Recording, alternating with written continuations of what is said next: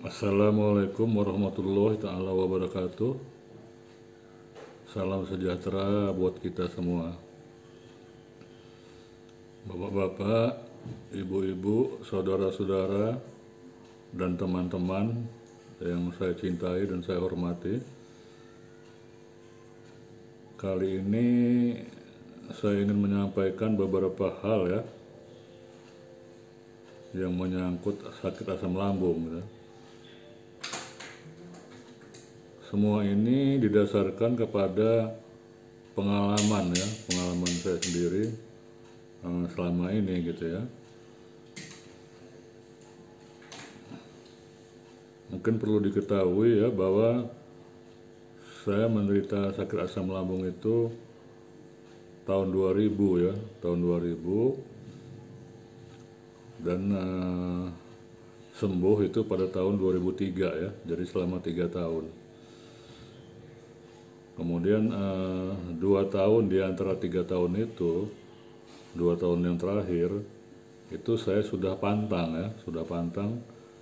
Tidak lagi saya merokok, minum kopi ya, kemudian makan pedas, makan santan, dan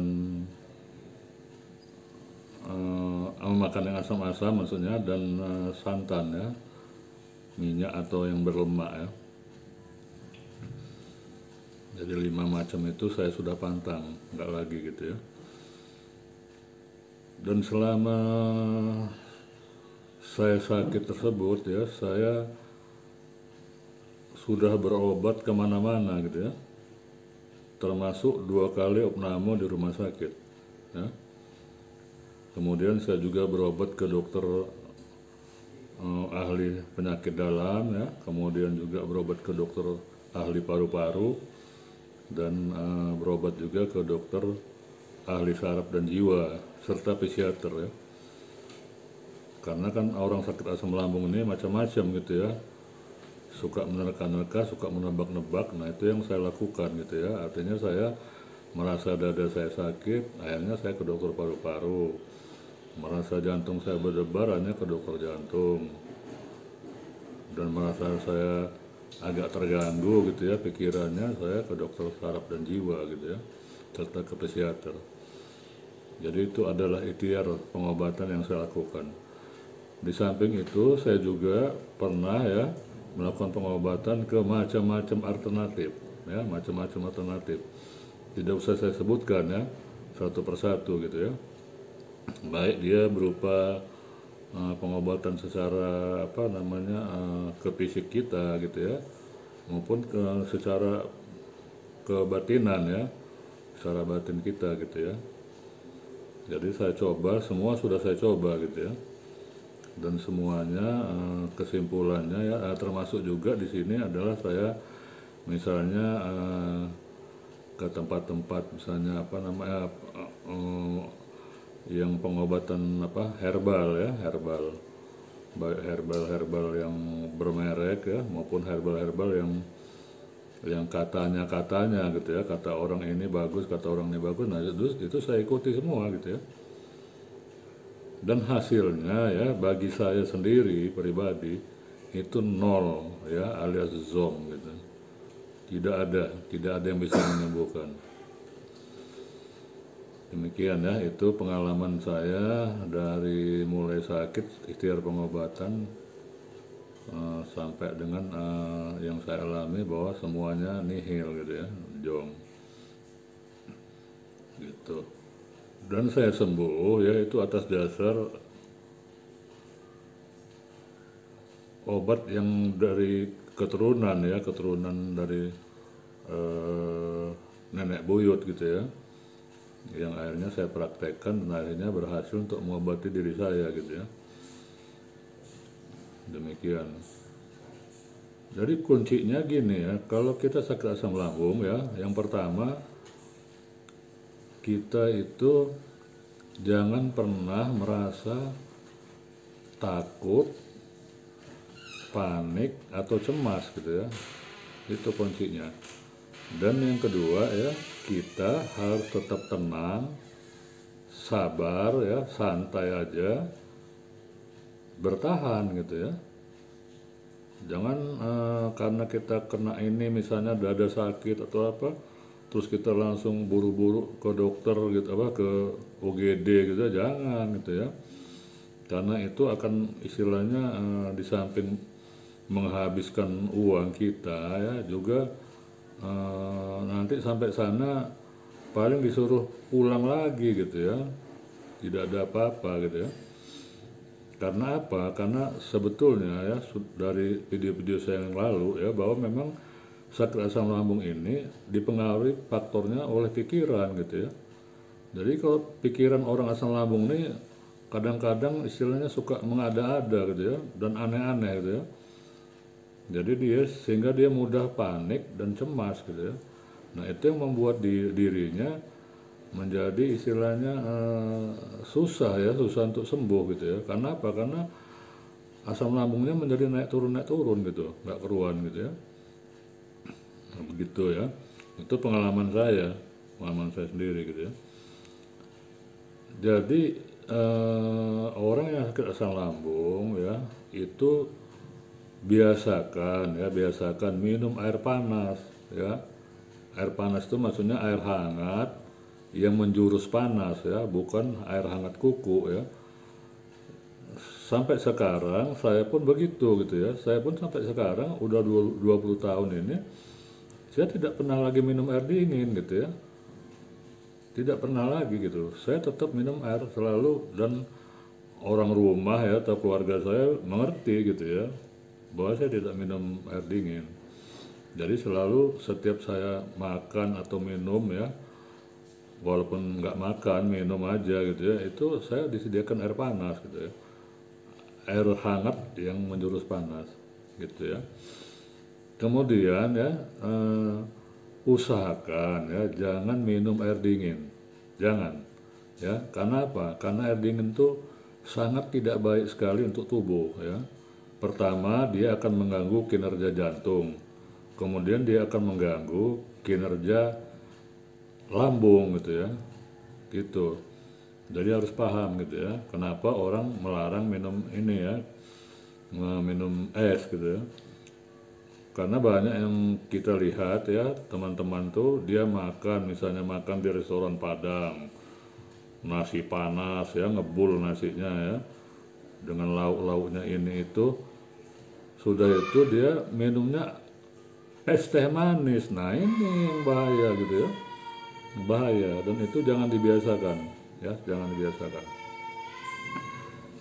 Itu mengenai apa minum ya, mengenai minum. Kemudian mengenai ini ya, mengenai apa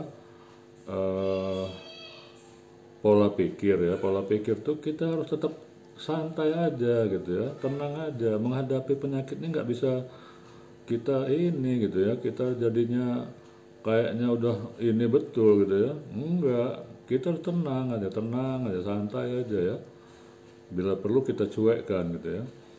Jadi sensasi itu kalau kita cuekkan justru dia pergi gitu ya, pergi dia menghilang gitu ya, atau pergi.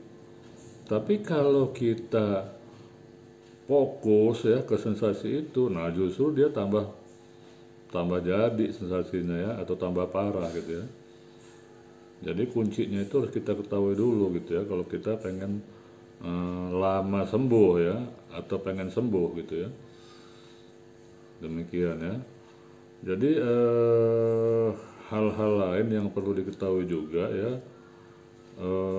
misalnya tidur ya, tidur tuh harus diusahakan di bawah jam 10 gitu ya, di bawah jam 10. Jangan kita biasakan diri kita begadang ya.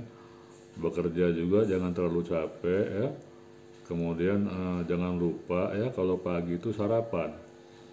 Nah, penting gitu ya, sarapan itu penting. Itu aja kunci-kuncinya gitu ya, karena kalaupun dia sudah sembuh tapi kalau misalnya dia suka telat makan, maka penyakit ini akan datang lagi, akan kambuh lagi, itu udah pasti gitu ya. Jadi penyakit ini memang nggak bisa gitu ya, nggak bisa istilahnya telat makan, apa lupa makan gitu ya, apalagi lupa makan. Karena apa ya, mayoritas ya yang kena penyakit ini adalah mereka yang muda-muda gitu ya, yang umurnya itu 25 sampai 34 tahun. Itu artinya mereka ini adalah anak-anak muda yang saat ini sedang bekerja gitu ya, sedang bekerja meniti karir ya. Mungkin baru menikah, meniti karir, lagi sibuk-sibuknya gitu ya. Nah, sibuk-sibuknya itulah yang membuat mereka nggak kontrol gitu loh, nggak kontrol pada tubuhnya sendiri gitu ya. Apalagi misalnya mereka suka keluar malam ya, main di tempat hiburan ya. Itu yang membuat istilahnya kondisi tubuhnya terutama lambungnya tuh menjadi tidak terkontrol gitu ya. Itu yang yang harus diperhatikan gitu ya. Artinya ya, sesibuk-sibuknya kita bekerja itu jangan lupa kita sarapan dan jangan lupa kita makan ya, makan tepat waktu. Jangan sampai telat makan atau terlambat makan lupa makan. Itu kunci-kuncinya ya. Jadi hidup ini harus kita buat santai ya, dibuat santai aja, jalan-jalan segala macam, dan hal-hal yang kira-kira bakal membahayakan hidup kita ya, seperti misalnya minuman keras segala macam, itu tolong dijauhi gitu ya, dijauhi, karena kita akan menyesal ya kalau nanti kita terkena sakit seperti ini gitu ya, gitu. Jadi sakit lambung ini sebenarnya sakit biasa gitu ya, sakit biasa. Jadi tidak ada istilahnya yang aneh lah ya di penyakit ini gitu ya. Sama dengan penyakit biasa lainnya, cuman ya dia menjadi luar biasa kalau pikirannya ikut di situ gitu loh, untuk ikut menjadi beban gitu ya, menjadi beban kepada lambungnya. Nah itu makanya dia tidak boleh mempunyai pikiran negatif ya, itu mengenai sakit asam lambung ini gitu ya. Karena banyak ya yang saya temui ya, orang yang istilahnya dia akhirnya punya anxiety berat gitu ya. Pernah saya temuin misalnya dia seorang pelaut ya,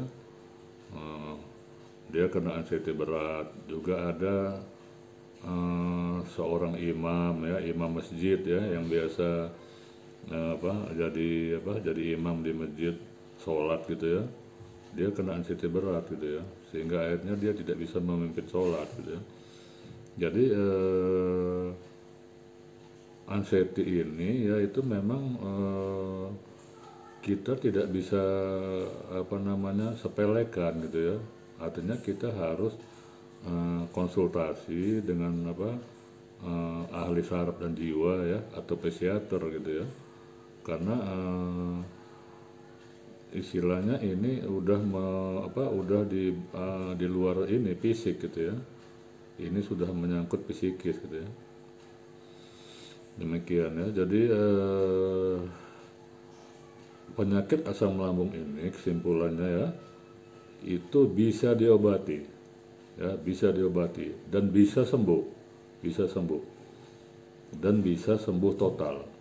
Artinya sembuh total itu tidak ada sensasi lagi dan lambung sudah bekerja dengan sempurna gitu ya. Artinya bisa makan minum sewajarnya ya, bisa makan minum seperti semula gitu, bebas, tidak ada pantang gitu ya. Jadi itu saja yang ingin saya sampaikan pada siang ini. Mudah-mudahan ini bisa mendapatkan suatu wawasan ya, atau pengetahuan bagi kita semua. Salam sehat dan tetap semangat. Wassalamualaikum warahmatullahi taala wabarakatuh.